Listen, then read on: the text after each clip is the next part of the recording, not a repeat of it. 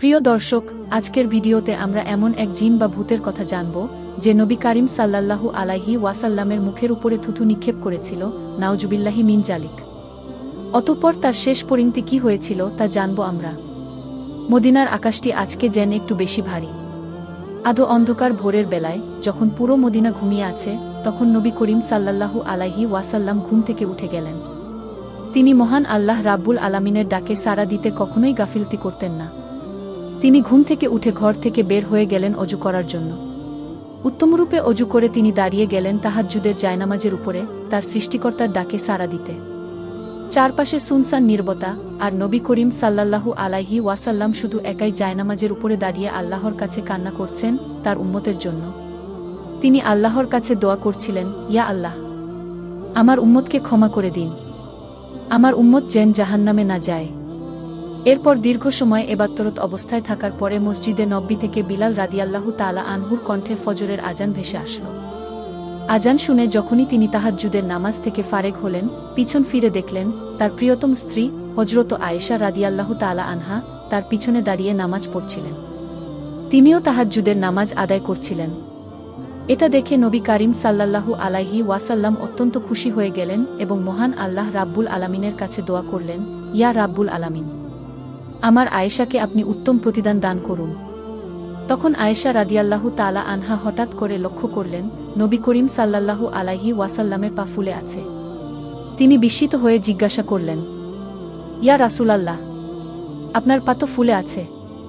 মহান আল্লাহ রাব্বুল আলামিন তো আপনার আগে এবং পরের সমস্ত গুনাহ মাফ করে দিয়েছেন, কারণ আপনি আল্লাহর রাসূল। তা সত্ত্বেও এত কষ্ট করছেন কেন? এই কথা শুনে নবী করিম সাল্লাল্লাহু আলাইহি ওয়াসাল্লাম একটু মুচকি হাসলেন এবং বললেন, হে আয়েশা, আমি কি আল্লাহর একজন শুকরগুজার বান্দা হব না? তিনি বিশ্বজাহানকে সৃষ্টি করেছেন এবং আমাকেও সৃষ্টি করেছেন। আমি কি তার কৃতজ্ঞতা জ্ঞাপন করব না? নবী করিম সাল্লাল্লাহু আলাইহি ওয়াসাল্লাম আয়েশাকে বললেন, করব না হে আয়েশা, ফজরের আয়ান দিয়েছে তো বেশিক্ষণ হয়নি। তুমি এক কাজ করো, আবু জাহম আমাকে যেই চাদরটি হাদিয়া দিয়েছে সে চাদরটি আমাকে এনে দাও।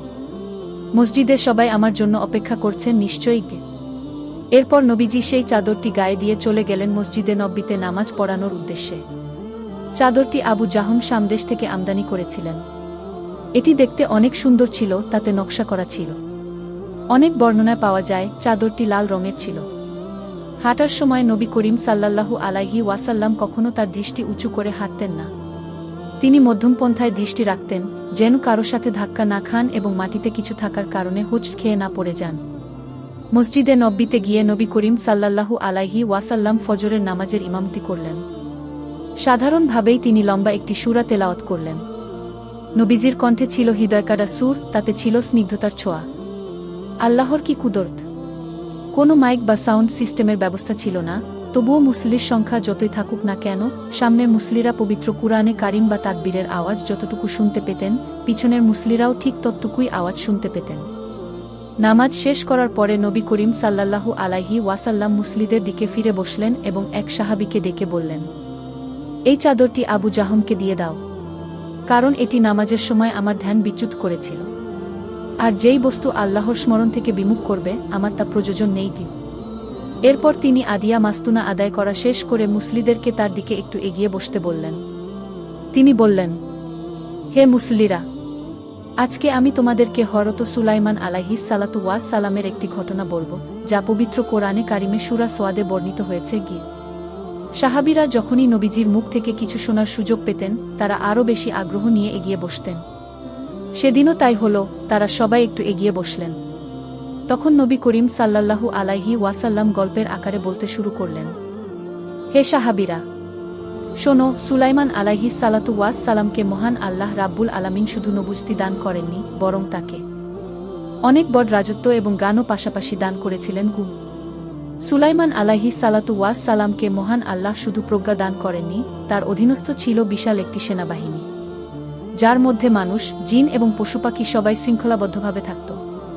আর তার যুদ্ধের জন্য ছিল অগণিত শক্তিশালী ঘোড়া, যা যুদ্ধের সময় শত্রুকে সহজেই পরাস্ত করতে পারত। একদিন বিকেলবেলায় সুলাইমান আলাইহিস সালাতু ওয়াস সালাম তার সেনাবাহিনীর জন্য প্রস্তুত করা সুন্দর এবং দ্রুতগামী ঘোড়াগুলো দেখতে চাইলেন। সম্ভবত তিনি কোনো যুদ্ধের প্রস্তুতি নিচ্ছিলেন। তাই তিনি খাদেমদেরকে তার আস্থা অনুযায়ী ঘোড়াগুলো আনতে বললেন। এগুলো অনেক দ্রুতগামী ঘোড়া ছিল, যা যুদ্ধের সময় ঝড়ের বেগে দৌড়াত। কিছু কিছু বর্ণনা পাওয়া যায় সেই ঘোড়াগুলোর মধ্যে কিছু সংখ্যক ঘোড়া ডানা বিশিষ্ট ছিল, যা প্রয়োজনবশত আকাশে উঠতে পারত। ওইগুলোকে পঙ্খিরাজ ঘোড়া নামে আখ্যায়িত করা হয়। এরপর সেই ঘোড়াগুলোকে আনা হলো। সেগুলো অনেক সৌন্দর্যমণ্ডিত ছিল এবং অত্যন্ত দৃষ্টিনন্দন ও আকর্ষণীয় ছিল। সুলাইমান আলাইহিস সালাতু ওয়াস সালাম ঘোড়াগুলোকে পরিদর্শন করতে লাগলেন। ঘোড়াগুলোকে দেখতে দেখতে তিনি এতটাই মগ্ন হয়ে গেলেন যে সূর্য অস্তমিত হয়ে গেলেও তিনি খবর পেলেন না। এভাবেই বেশ খানিকটা সময় অতিবাহিত হওয়ার পরে তিনি বুঝতে পারলেন সেদিনকার আসরের সময়ের এবাদত তিনি এখনও আদায় করেননি। তিনি তখন অত্যন্ত মর্মাহত হলেন এবং দুঃখ প্রকাশ করলেন। অস্ত্রসিক্ত ভেজা চোখে বললেন, এই ঘোড়াগুলোকে আমি ভালোবাসি, কিন্তু শুধুমাত্র মহান আল্লাহ রাব্বুল আলামিনের জন্য। কারণ এগুলো জিহাদের কাজে ব্যবহৃত হয় এবং জিহাদ শুধু স্রষ্টার সন্তুষ্টির জন্য। তবে ঘোড়াগুলোর প্রতি মনোযোগের কারণে আমি আসরের ইবাদত ভুলে গিয়েছি। সেহেতু এই ভালোবাসা কখনোই গ্রহণযোগ্য হবে না। এরপর তিনি আর বিলম্ব করলেন না।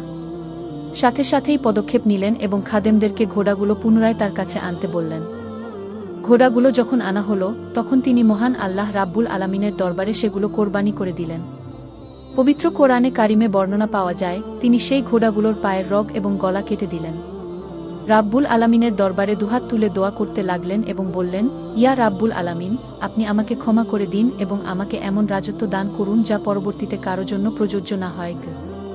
তিনি বড়ই দানশীল সাহাবায়ে একরাম নবী কারীম সাল্লাল্লাহু আলাইহি ওয়াসাল্লামের মুখে এত সুন্দর ও শিক্ষণীয় একটি ঘটনা শুনতে পেরে নিজেদেরকে অনেক সৌভাগ্যবান মনে করলেন এবং অন্তরে পুলকিত অনুভব করলেন।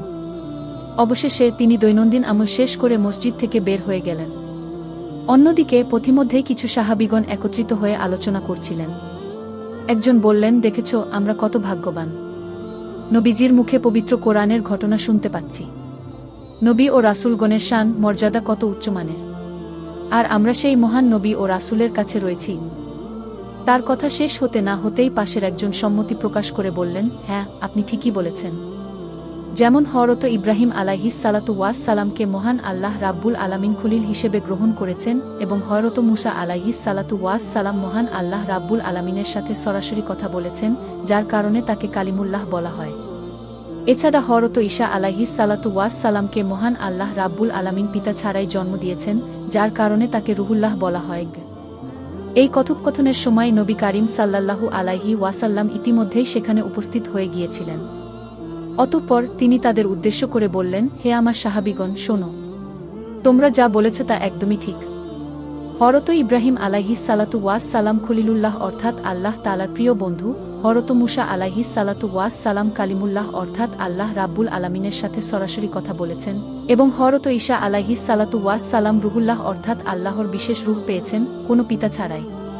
কিন্তু মনে রাখবে, মহান আল্লাহ রাব্বুল আলামিন আমাকে হাবিবুল্লাহ হিসেবে গ্রহণ করেছেন। তবে আমি এ নিয়ে অহংকার করি না। এরপর সামান্য কিছু কথোপকথন শেষে নবী কারীম সাল্লাল্লাহু আলাইহি ওয়াসাল্লাম সেখান থেকে চলে গেলেন। নবীজি যাওয়ার পর সাহাবায়ে একরাম নিজেদের মধ্যে আলোচনা শুরু করলেন। একজন বেদুইন, যার আরবি সাহিত্য সম্পর্কে ধারণা কম ছিল, বললেন, আচ্ছা, খলিল মানেও তো বন্ধু এবং হাবিব মানেও তো বন্ধু, তাহলে এই দুটোর মধ্যে পার্থক্য কি? তার এই প্রশ্ন উপস্থিত সকলের মধ্যে কৌতূহল জাগিয়েছিল। কিছুক্ষণ পরেই একজন বিজ্ঞ ব্যক্তি বললেন, শোনো, বিষয়টি আমি উদাহরণ দিয়ে বোঝাচ্ছি। ধরো তুমি আমার খলিল অর্থাৎ বন্ধু। এই ক্ষেত্রে আমি যতটুকু তোমাকে ভালোবাসি, তুমি আমাকে তার থেকে বেশি ভালোবাসো। কিন্তু যদি তুমি আমার হাবিব হও, তাহলে তুমি যতটুকু আমাকে ভালোবাসো, ঠিক ততটুকুই আমি তোমাকে ভালোবাসি। সুতরাং যেহেতু নবী করিম সাল্লাল্লাহু আলাইহি ওয়াসাল্লাম হাবিবুল্লাহ, এই ক্ষেত্রে মহান আল্লাহ রাব্বুল আলামিন নবীজিকে স্বয়ং নিজেই ভালোবাসেন। সেই ভালোবাসা এমন এক ভালোবাসা যা উভয় জাহানের কোনো সৃষ্টির জন্য বরাদ্দ নয়। অন্যান্য নবী ও রাসূলগণকে কোনো নির্দিষ্ট জাতি বা গোষ্ঠীর জন্য পাঠানো হয়েছিল, কিন্তু আমাদের নবী কারীম সাল্লাল্লাহু আলাইহি ওয়াসাল্লামকে সমস্ত সৃষ্টিকুলের নবী বানিয়ে পাঠানো হয়েছে। এক্ষেত্রে আমরা যা দেখি এবং যা দেখি না, যেমন জিন জাতীয় এতে অন্তর্ভুক্ত। এরপর একদিন নবী কারীম সাল্লাল্লাহু আলাইহি ওয়াসাল্লাম তার প্রিয় কন্যা হযরত ফাতেমা রাদিয়াল্লাহু তাআলা আনহায়ের বাড়িতে গেলেন। দরজায় দাঁড়িয়ে নবীজি সালাম দিলেন, কিন্তু ভিতর থেকে কোনো উত্তর আসলো না। তিনি পুনরায় সালাম দিলেন, কিন্তু তাও কোনো উত্তর পাওয়া গেল না। প্রথমে ভাবলেন ফাতেমা হয়তো কোথাও গিয়েছেন, কিন্তু পরক্ষণেই মনে হলো ফাতেমা তো স্বাভাবিকভাবে কোথাও যায় না। এমন ভেবে তিনি কিছুক্ষণ অপেক্ষা করলেন। কিছুক্ষণ পর ঘরের ভিতর থেকে আওয়াজ এলো। ফাতেমা রাদিয়াল্লাহু তাআলা আনহা সালামের উত্তর দিয়ে বললেন, আব্বাজান, আপনি কি আছেন? তখন নবী করিম সাল্লাল্লাহু আলাইহি ওয়াসাল্লাম জবাব দিলেন, হ্যাঁ ফাতেমা, আমি আছি। ফাতেমা রাদিয়াল্লাহু তাআলা আনহা দরজা খুললেন। ঘরে প্রবেশ করার পর তিনি নবীজিকে বললেন, ইয়া রাসূলাল্লাহ, আমার প্রিয় আব্বাজান, দয়া করে আমাকে মাফ করে দিবেন। আপনি যখন সালাম দিয়েছেন, আপনার সালামের তৎক্ষণাৎ আমি উত্তর দিতে পারিনি। গত 3 দিন যাবৎ আমার চুলা জ্বলে না। আমার ঘরে খাবারের মতো কোনো ব্যবস্থা নেই। অন্যদিকে ছোট্ট হাসান ও হোসাইন কান্না করছিল। তাদের কান্না আমার সহ্য হচ্ছিল না। তাই মহান আল্লাহ রাব্বুল আলামিনের দরবারে দোয়া প্রার্থনার জন্য জায়নামাজের উপর দাঁড়িয়ে নামাজ পড়ছিলাম। আপনি সালাম দিয়েছেন, এই নামাজ পড়ার জন্যই তৎক্ষণাৎ আমি উত্তর দিতে পারিনি। নবী করিম সাল্লাল্লাহু আলাইহি ওয়াসাল্লাম এই কথা শুনে তার চোখে পানি চলে এলো। কলিজার টুকরা মেয়ে ফাতেমা রাদিয়াল্লাহু তাআলা আনহা 3 দিন ধরে না খেয়ে রয়েছেন। তার চোখের কোণে অস্ত্রজল চিকচিক করছিল। তখন নবী করিম সাল্লাল্লাহু আলাইহি ওয়াসাল্লাম কিছু বলেননি। কিছুক্ষণ তিনি চুপচাপ দাঁড়িয়ে রইলেন, হয়তো মহান আল্লাহ রাব্বুল আলামিনের দরবারে তিনি কোনো ফরিয়াদ করছিলেন। এরপর তিনি বললেন, হে ফাতেমা, তুমি তোমার জায়নামাজটি একটু তোলো। ফাতেমা রাদিয়াল্লাহু তাআলা আনহা নবীজির কথা মতোই তার জায়নামাজটি সরালেন। তিনি যা দেখতে পেলেন তা দেখার জন্য তিনি প্রস্তুত ছিলেন না। জায়নামাজের নিচে সোনা, মুক্তা এবং বিভিন্ন ধরনের জহরতের বিশাল খনি ছিল। এত বিশাল সম্পদের খনি দেখে তিনি অবাক হয়ে গেলেন এবং তা এতটাই চমকাচ্ছিল যে তাকানোই কষ্টকর হয়ে যাচ্ছিল। নবী করিম সাল্লাল্লাহু আলাইহি ওয়াসাল্লাম তখন তাকে ডেকে বললেন, হে ফাতেমা, তুমি এখান থেকে যতটুকু মন চায় নিতে পারো। ফাতেমা রাদিয়াল্লাহু তাআলা আনহা তখন কম্পিত কণ্ঠে নবী করিম সাল্লাল্লাহু আলাইহি ওয়াসাল্লামকে জিজ্ঞাসা করলেন, ইয়া রাসূলাল্লাহ, আমার প্রিয় আব্বাজান, আমি যদি এখান থেকে সামান্য কিছু হীরা বা জহরাত গ্রহণ করি, তাহলে এজন্য কি কিয়ামত দিবসে আমার হিসাব দিতে হবে? নবী করিম সাল্লাল্লাহু আলাইহি ওয়াসাল্লাম একটু মুচকি হেসে উত্তর দিলেন, হ্যাঁ ফাতেমা, তুমি এখান থেকে যতটুকু নিবে ততটুকুই কিয়ামত দিবসে তোমার হিসাব দিতে হবে। তখন ফাতেমা রাদিয়াল্লাহু তাআলা আনহা শর্ট করে জায়নামাজটি রেখে দিলেন এবং সেগুলো ঢেকে ফেললেন। তিনি বললেন, আমার এগুলোর প্রয়োজন নেই। আমি যেমন আছি আল্লাহর কাছে লাখো কোটি শুকরিয়া। তবে আব্বাজান, আপনার কাছে একটি আবেদন থাকবে। মহান আল্লাহ রাব্বুল আলামিনের কাছে আমার জন্য একটু দোয়া করবেন, যেন তিনি আমার ধৈর্য আরও বাড়িয়ে দেন এবং আমাকে কখনোই যেন পথভ্রষ্টকারীদের অন্তর্ভুক্ত না করেন। মা ফাতেমার কথা মতোই নবী করিম সাল্লাল্লাহু আলাইহি ওয়াসাল্লাম মহান আল্লাহ রাব্বুল আলামিনের কাছে প্রার্থনা করলেন। এরপরে তিনি সেখান থেকে চলে আসলেন। পথিমধ্যেই তিনি একটি মাঠের প্রান্ত দিয়ে হাঁটছিলেন। নবীজির হাঁটার মধ্যেও ছিল ভিন্ন ধরনের একটি প্রশান্তি, যা দেখলে যে কারো মন শান্ত হয়ে যেত। অন্যদিকে সেই পথের একটু দূরত্বেই গাছের ছায়ার নিচে বসেছিল একজন সাধারণ কৃষক। তার পোশাকে ছিল ধুলোমাখা, মুখে ছিল ক্লান্তির রেখা, হাতে শুকনো রুটির কয়েকটি টুকরা। লোকটি বেশ দরিদ্র ছিলেন। তার নৌনান্তে পান্তা ফুরাত কষ্ট ক্লাসে উপার্জিত এই সামান্য খাবারই ছিল তার দুপুরের আহার। দূর থেকে তিনি দেখতে পেলেন নবী করিম সাল্লাল্লাহু আলাইহি ওয়াসাল্লাম তার দিকেই এগিয়ে আসছেন। নবীজিকে দেখে তার হৃদয়ে এক অজানা আনন্দের ঢেউ উঠল। তখন সে মনে মনে ভাবতে লাগলেন, আমি যদি নবী করিম সাল্লাল্লাহু আলাইহি ওয়াসাল্লামের খেদমত করতে পারি, তাহলে নিশ্চয়ই এর ভিতরে কল্যাণ নিহিত রয়েছে। কিন্তু তার মনে একটি দ্বিধা কাজ করছিল, আমি তো অনেক গরিব। সামান্য একটু রুটি খাচ্ছি, তাও শুকনো রুটি, কোনো ভাজি বা কোনো তরকারি ছাড়া। এত শুকনো রুটি কি নবীজি খাবেন? এমন আটপাশ ভাবতে ভাবতেই নবী করিম সাল্লাল্লাহু আলাইহি ওয়াসাল্লাম সেখানে পৌঁছে গেলেন। তখন কৃষক দাঁড়িয়ে গেল সম্মানের জন্য এবং নবীজিকে সালাম জানান। নবীজি সালামের উত্তর দিলেন। কৃষক কাকতি স্বরে বলতে লাগলেন, ইয়া রাসূলাল্লাহ, আমি গরিব মানুষ। সামান্য খাদ্য যা আমার রিজেকে আছে আমি তাই খাচ্ছি। দয়া করে আপনি আমার সাথে বসুন, গাছের ছায়ার নিচে একসাথে খাবেন। জানি না আপনি এত সামান্য দাওয়াত গ্রহণ করবেন কিনা, কিন্তু আপনি যদি আমার দাওয়াত গ্রহণ করেন তাহলে আমি নিজেকে অনেক ভাগ্যবান মনে করব। নবী করিম সাল্লাল্লাহু আলাইহি ওয়াসাল্লাম তার কথার মানে বুঝে ফেললেন। তখন তিনি একটু মুচকি হেসে বলতে লাগলেন, হে আল্লাহর বান্দা, তুমি আমাকে দাওয়াত দিয়েছ আর আমি ফিরিয়ে দিব? এটা কিভাবে সম্ভব? মনে রাখবে, মহান আল্লাহ রাব্বুল আলামিনের তোমার রিজকে যা দিয়েছেন সেই খাবারটি অবশ্যই আল্লাহর অশেষ রহমত এবং তার নিয়ামত। আর তার সামান্য একটি খেজুর বা শুকনো রুটি হোক না কেন, এরপর নবী করিম সাল্লাল্লাহু আলাইহি ওয়াসাল্লাম সেই কৃষকের সাথেই গাছের ছায়ার নিচে বসে তার শুকনো রুটিগুলো খেলেন। সেই কৃষক বলেন, আমি নবী করিম সাল্লাল্লাহু আলাইহি ওয়াসাল্লামের মুখে শুকনো রুটি খাওয়ার সময় যতটুকু আনন্দ দেখেছি, সামান্য অন্য কোনো ব্যক্তিবর্গ দামি এবং ভালো কোনো খাবার খেলেও এতটা আনন্দ আমি তাদের মুখে দেখিনি গিয়ে। লোককথায় প্রচলিত আছে, সেই বছর ওই কৃষকের ফসলের ফলন অন্যান্য বছর থেকে আরও বেশি এবং ভালো হয়েছিল। এরপর থেকে যেদিনই সেই কৃষক ওই গাছের ছায়ার নিচে বসে শুকনো রুটি খেতেন, তখনও তিনি নবীজির মতো অনেক আগ্রহ করে খেতেন এবং মনে করতেন, নবী করিম সাল্লাল্লাহু আলাইহি ওয়াসাল্লাম এখানে বসেই আমার সাথে রুটি খেয়েছিলেন এবং বলেছেন, এই শুকনো রুটিও একটি মহান আল্লাহ রাব্বুল আলামিনের বড় নিয়ামত। এরই বেশ কিছুদিন পরের ঘটনা। মদিনার আকাশটি ছিল সেদিন অনেক নীরবতা এবং স্নিগ্ধতার ছোঁয়াপূর্ণ। আকাশে ঘন তারা ঝলমল করছিল। চাঁদটিও বেশ উজ্জ্বলময় ছিল। তার ভিতরে একদল ইসলামী কাফেলা হালকা কদমে সেখান দিয়ে হাঁটছিল। তাদের মধ্যে ছিলেন হযরত আব্দুল্লাহ ইবনে মাসুদ রাদিয়াল্লাহু তাআলা আনহু। তারা মূলত বিশ্বনবী হযরত মুহাম্মদ সাল্লাল্লাহু আলাইহি ওয়াসাল্লামের সঙ্গে দেখা করতে যাচ্ছিল। বেশ খানিকটা পথ হাঁটার পরে তারা একটি জায়গায় বিশ্রামের জন্য বসল। তখন সফরসঙ্গীদের মধ্য থেকে একজন বলে উঠল, হে আব্দুল্লাহ ইবনে মাসুদ, আমি শুনেছি মুহাম্মদ সাল্লাল্লাহু আলাইহি ওয়াসাল্লাম বিশ্বনবী, অর্থাৎ সমস্ত সৃষ্টিকুলের জন্যই তিনি রহমত। তাহলে কি গাছপালা, পশুপাখি, এমনকি জিন জাতির জন্য তিনি রহমত স্বরূপ, অর্থাৎ তাদেরও নবী? তাহলে জিন জাতির মধ্যেও কি মুসলমান রয়েছেন? তখন আব্দুল্লাহ ইবনে মাসুদ রাদিয়াল্লাহু তাআলা আনহু তার কথার তৎক্ষণাৎ উত্তর দিলেন না। তিনি কিছুক্ষণ চুপচাপ থাকলেন। তারপরে উত্তর দিতে শুরু করলেন, হে আল্লাহর বান্দা, শোনো, মানুষের মধ্যেও যেমন ইসলাম ধর্মী এবং বিধর্মী রয়েছে, তেমনি জিনদের মধ্যেও ইসলাম ধর্মী এবং বিধর্মী রয়েছে।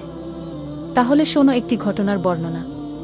মদিনায় আসার পূর্বে নবী করিম সাল্লাল্লাহু আলাইহি ওয়াসাল্লাম যখন মক্কায় অবস্থানরত ছিলেন, তখন জুলুম ও নির্যাতন সহ্য করে তায়েফে সফর করেছিলেন।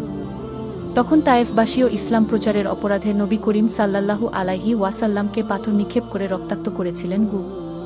অতঃপর তিনি যখন তায়েফ থেকে ফিরে আসছিলেন, সেই সময় আমি নবী করিম সাল্লাল্লাহু আলাইহি ওয়াসাল্লামের সাথে সফর করছিলাম। তায়েফ থেকে ফেরার পথে রাত হয়ে গিয়েছিল। সেই রাতটি এই রাতের মতোই ছিল। আকাশে ঘন তারা ঝলমল করছিল, চাঁদও সেদিন বেশ আলোকময় ছিল। সফর করতে করতে যখন আমরা মক্কার কাছাকাছি ওয়াদিয়া নাখলায় পৌঁছালাম, তখন ফজরের ওয়াক্ত হয়ে গিয়েছিল। আমরা একটি গাছের নিচে বসে ফজরের নামাজ আদায় করছিলাম এবং নবী করিম সাল্লাল্লাহু আলাইহি ওয়াসাল্লামও আমাদের সঙ্গেই ছিলেন। তিনি তখন ফজরের নামাজের ইমামতি করলেন। প্রতিদিনের মতো সেদিনও নবী করিম সাল্লাল্লাহু আলাইহি ওয়াসাল্লাম একটি লম্বা সূরা তেলাওয়াত করছিলেন। কিন্তু অন্যান্য দিন থেকে সেই দিনের সূরটা একটু ব্যতিক্রম ছিল। মনে হচ্ছিল নবী করিম সাল্লাল্লাহু আলাইহি ওয়াসাল্লামের বুকটা কষ্টে ফেটে যাচ্ছিল। সূরটা ছিল অনেক মায়াবী, আকর্ষণীয় এবং দিলকশ। শব্দগুলো রাতের ঘুমটা কেটে ভিতরে ঢুকতে লাগল। প্রতিটি শব্দ যেন আকাশে একটি বার্তা প্রদান করছিল। ঘটনাক্রমে সেখান দিয়ে কিছু জিন অতিক্রম করছিল। তারা মানুষের দৃষ্টি এড়িয়ে চলাফেরা করত। কিন্তু মানুষের কথা শ্রবণ করার ক্ষমতা মহান আল্লাহ রাব্বুল আলামিন তাদেরকে দিয়েছেন। তারা তখন ওয়াদিয়া নাখলায় নবী করিম সাল্লাল্লাহু আলাইহি ওয়াসাল্লামের কণ্ঠে পবিত্র কোরআনের তেলাওয়াত শুনতে পেল। তারা নিজেদের মতো করে পথ চলছিল, কিন্তু এত সুন্দর নবীজির কণ্ঠে পবিত্র কোরআনের তেলাওয়াত তাদের পা যেন থমকে দিল।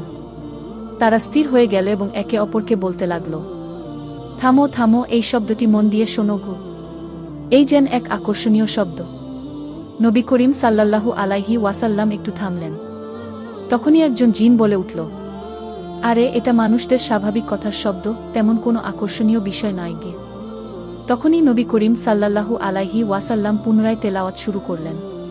তিনি পড়ছিলেন আল্লাহর একত্ববাদ, দ্বীনি দাওয়াত এবং জাহান্নামের সতর্কবাণী। তখনই একজন জিন বলে উঠল, না, এটা দুনিয়ার কোনো শব্দ নয়, এটা কোনো ঐশ্বরিক শব্দ। এটা এমন ডাক যা সরল পথে চালিত করে। নিশ্চয়ই এই শব্দগুলো গঠন করতে সমস্ত সৃষ্টিকুল অবশ্যই অক্ষম। তার কথায় একমত পোষণ করে আরেকজন জিন বলল, হ্যাঁ, তুমি সত্যিই বলেছ। আমরা এতদিন অনেক ধরনের কথা শুনেছি, জাদুকরি বিদ্যা, জ্যোতিষী বিদ্যা এবং কবিদের মুখেও নানা ধরনের কথা। কিন্তু এই সুরটা, এই কথাগুলো যেন একটু ভিন্ন ধরনের। এটা কেমন যেন মনে হচ্ছে আসমান থেকে নাইল হওয়া কোনো ঐশ্বরিক বাণী। তাদের মধ্যে কারো কারো মনে কৌতূহল জাগল, আবার কারো মন শান্ত হয়ে গেল, কারো মন আবার ভেতরে সন্তুষ্ট হয়ে গেল পরকালের কথা শুনে। অতঃপর নামাজ শেষ করে যখন নবী করিম সাল্লাল্লাহু আলাইহি ওয়াসাল্লাম এবং আমরা অল্প কিছু সংখ্যক সাহাবীগণ বিশ্রামের জন্য বসলাম এবং আদিয়া মাসুনা আদায় করার জন্য প্রস্তুত হচ্ছিলাম, তখনই সেই জিনগুলো নবী করিম সাল্লাল্লাহু আলাইহি ওয়াসাল্লামের কাছে এসে হাজির হল। কিন্তু আমরা তাদেরকে দেখতে পাচ্ছিলাম না। প্রাথমিক পর্যায়ে শুধু নবী করিম সাল্লাল্লাহু আলাইহি ওয়াসাল্লামই তাদের দেখতে পাচ্ছিলেন। তারা এসে নবীজিকে বলতে লাগল, হে সুদর্শন ও সম্মানিত ব্যক্তি, আমরা হয়তো সঠিকভাবে আপনাকে তেমন চিনি না, কিন্তু কিছুক্ষণ পূর্বে আপনি যে বিষয়টি পাঠ করছিলেন তা আমরা অনেক মন দিয়ে শুনছিলাম। দয়া করে সেই বিষয়ে আমাদেরকে একটু বলুন কি? তখন নবী করিম সাল্লাল্লাহু আলাইহি ওয়াসাল্লাম তাদের উদ্দেশ্য করে বলতে লাগলেন, হে আল্লাহর সৃষ্টি জিন জাতি, শোনো, আমি হচ্ছি শেষ যুগের নবী মুহাম্মদ। আমি সবসময় মানুষকে সঠিক পথে দাওয়াত দেই, এবং তোমরা যে আওয়াজটি শুনেছ তা ছিল পবিত্র কোরআনে কারিমের তেলাওয়াত। সেটা মহান আল্লাহ রাব্বুল আলামিনের পক্ষ থেকে আমার উপর নাইল করা হয়েছে মানুষের হেদায়েতের জন্য।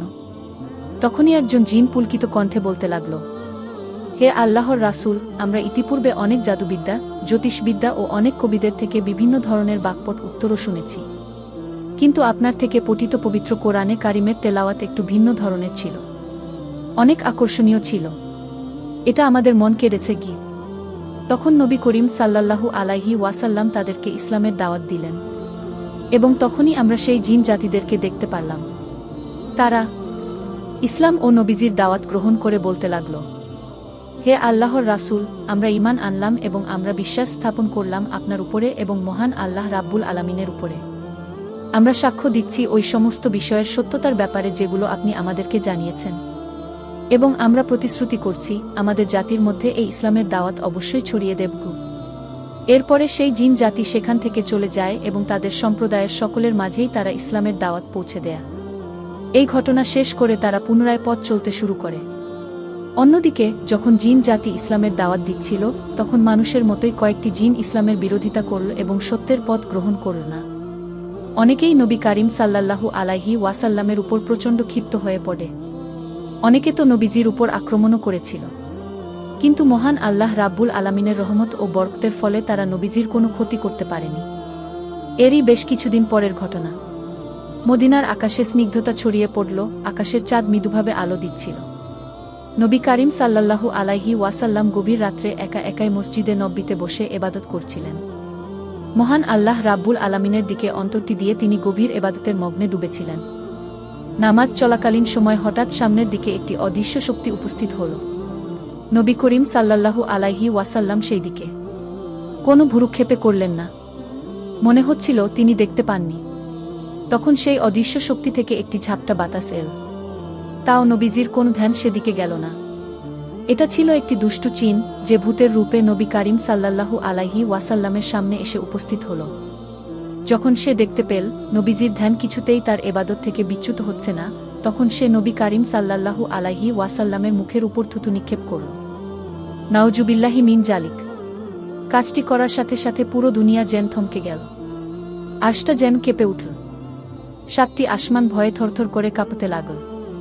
তখনই সেই ভূত নামক জিনটি আর নড়তে পারল না, তার পাতা সেখানে আটকে গেল। অবশেষে নবী কারিম সাল্লাল্লাহু আলাইহি ওয়াসাল্লাম যখন নামাজ থেকে ফারেগ হলেন, তখনই সেই ভূত সেখান থেকে পালাতে চেষ্টা করল এবং অদৃশ্য হয়ে যেতে চাইল। কিন্তু নবী কারিম সাল্লাল্লাহু আলাইহি ওয়াসাল্লামকে মহান আল্লাহ রাব্বুল আলামিন একটি বিশেষ ক্ষমতা প্রদান করেছিলেন, যার কারণে তিনি সাথে সাথে সেই জিনটি ধরলেন। তৎক্ষণাৎই নবী করিম সাল্লাল্লাহু আলাইহি ওয়াসাল্লাম তার গলা চেপে ধরলেন। নবীজির ইচ্ছা ছিল তাকে মসজিদে নববীর স্তম্ভের সাথে বেঁধে রাখবেন, যেন সমস্ত মুসলমান তাকে দেখতে পারে। কিন্তু তৎক্ষণাৎই হযরত সুলাইমান আলাইহিস সালাতু ওয়াস সালামের সেই দোয়ার কথা মনে পড়ে গেল, যেখানে তিনি বলেছিলেন, ইয়া রাব্বুল আলামিন, আপনি আমাকে ক্ষমা করে দিন এবং আমাকে এমন রাজত্ব দান করুন যা পরবর্তীতে আর কাউকে প্রদান করা হবে না। যার কারণে বিশাল রাজত্ব দেওয়ার পাশাপাশি তাকে জিন জাতিকে বশীকরণের ক্ষমতাও দেওয়া হয়েছিল। তখন নবীজি বললেন, আল্লাহর কসম, সুলাইমান আলাইহিস সালাতু ওয়াস সালাম যদি মহান আল্লাহ রাব্বুল আলামিনের কাছে প্রার্থনা না করতেন, তাহলে আজকে তোমাকে আমি মসজিদের স্তম্ভের সাথে বেঁধে রাখতাম, যেন ফজরের নামাজ আদায় করতে এসে সমস্ত মুসলমান তোমাকে দেখতে পারে এবং দিনের বেলায় মদিনার শিশুরা যেন তোমাকে নিয়ে খেলা করে। এই বলে ধিক্কার দিয়ে নবী করিম সাল্লাল্লাহু আলাইহি ওয়াসাল্লাম সেই দুষ্টু শয়তানটিকে সেখান থেকে তাড়িয়ে দিলেন।